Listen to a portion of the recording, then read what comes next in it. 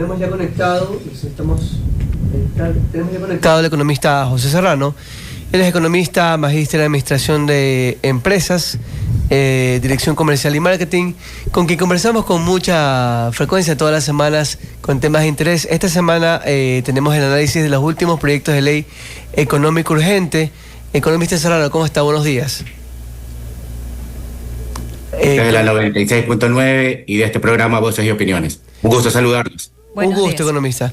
Bueno, la semana pasada el presidente Daniel Noboa remitió a la Asamblea un par de proyectos económicos urgentes, ¿no? Uno es la Ley Orgánica para el Fortalecimiento de los Sectores Estratégicos de Minería y Energía, y el otro está en tema de reformas a ECOTAT para la sostenibilidad y eficiencia del gasto de los GATS.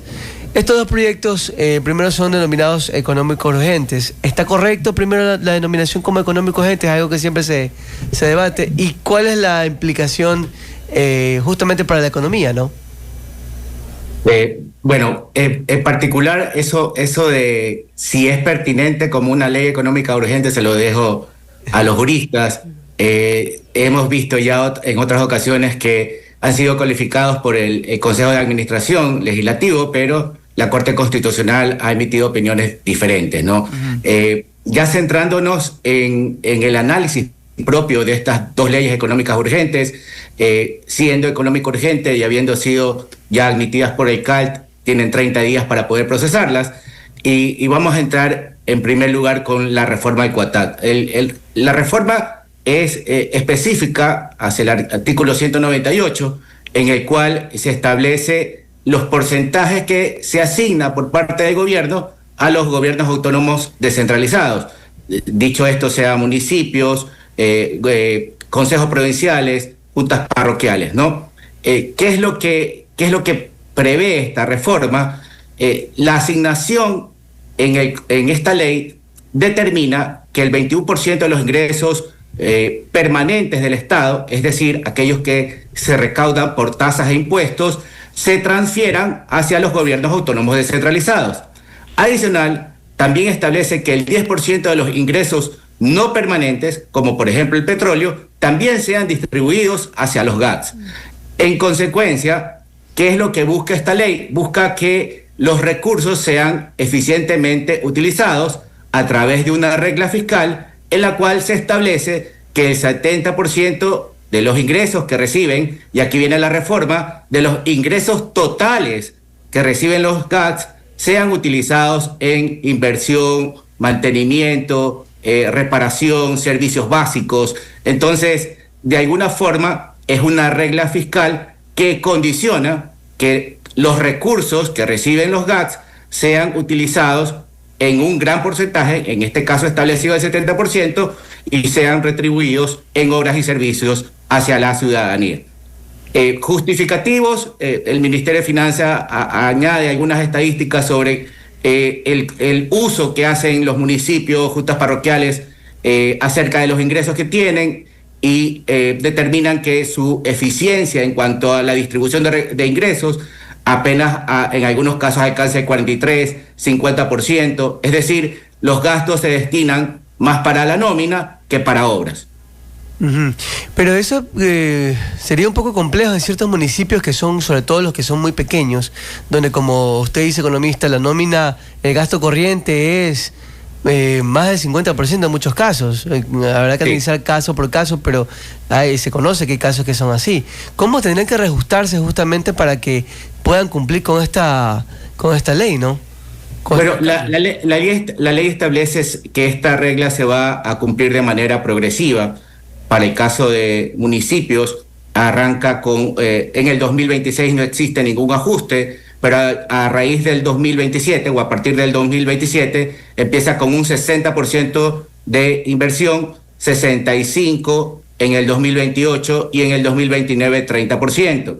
Para el caso de las juntas parroquiales empieza con un 55% en el 2027, 2028 60%, 2029 65%, se salta del 55 al 65%, y finalmente concluye el año 2030 con el 70%. Es decir, los municipios deberían tienen un margen para ajustarse hasta el 2029 y las juntas parroquiales hasta el 2030, de manera progresiva. Economista. Incumplen. Y aquí viene la parte de cuáles serían las consecuencias, ¿no? Adelante, por favor, la pregunta. Justamente, economista, quería consultarle si usted considera que estas medidas son suficientes para ordenar las finanzas en los gobiernos autónomos descentralizados. Es una muy buena pregunta. A ver, partiendo de que de alguna manera la ley también los obliga o los conmina al cumplimiento. ¿Qué pasa si no cumplen? Si no cumplen, existe trazabilidad para todas estas asignaciones presupuestarias que se puedan justificar de manera técnica y establece que si no cumplen, se referirá al mínimo que establece la Constitución para recibir. Es decir, el COATAC establece 21% de los ingresos no permanentes, de los ingresos permanentes. Sin embargo, la Constitución establece que es el 15% de los ingresos permanentes. Entonces, recibirán menos recursos y creo que a nadie le interesa recibir menos recursos en los municipios. Entonces, de alguna manera, es una camisa, pudiera decir hasta de fuerza, para verse obligados a cumplir con esta eficiencia en la asignación de recursos y que los recursos sean efectivamente utilizados para obras. Hemos visto muchos casos de municipios que lamentablemente utilizan más los recursos, ya sea para conciertos, ya sea para incluso campañas políticas, ya sea para promoción de la imagen propia, en lugar de revertir esos recursos para obras hacia la ciudadanía, ¿no? Economista, y en cuanto a la ley de fortalecimiento de sectores estratégicos, principalmente entiendo energía y minas, entiendo que busca un poco modernizar el marco legal, digamos, ¿no? Para atraer justamente inversiones privadas hacia estos sectores. ¿Cuáles son los principales detalles que propone esta ley? Bueno, empezando por el antecedente, ¿no? Parte de esta ley es consecuencia de la declaratoria de inconstitucionalidad por parte de la Corte Constitucional de la Ley Orgánica de Servicios Públicos de Energía Eléctrica. En el artículo 25, en su numeral 1, determinaba que esta ley era muy amplia y no establecía cuáles eran esas excepcionalidades para la concesión de parte del Estado hacia el sector, por parte del sector eléctrico como sector estratégico, para concesionarlo al sector privado. Entonces, es una respuesta a este pronunciamiento de la Corte Constitucional, en la cual esclarece, amplifica y determina cuáles son esas excepcionalidades para que el sector privado pueda participar en la parte de generación de energía eléctrica. Bueno, generación y distribución dependiendo del proyecto. Entonces, lo ata a algunos factores, estas excepcionalidades. Una de ellas es que, por ejemplo, dentro de la planificación del Estado existe un plan maestro de electricidad. Este plan de maestro de electricidad, si no se cumple los proyectos dentro del término de 2 años, el Ministerio de Energía tiene la facultad para poder concesionar. Y en esta parte se delega hacia el sector privado o en una alianza pública-privada o también a un sector de la economía popular y solidaria, toda la parte que sería de financiamiento, construcción, operación. Y aquí hay que ser enfáticos, ¿no? Los expertos determinan que Ecuador tiene un déficit en cuanto a generación de energía eléctrica de aproximadamente 800 megavatios. Punto número 1. Punto número 2. Tenemos déficit en el presupuesto del Estado por más de 5.000 millones de dólares.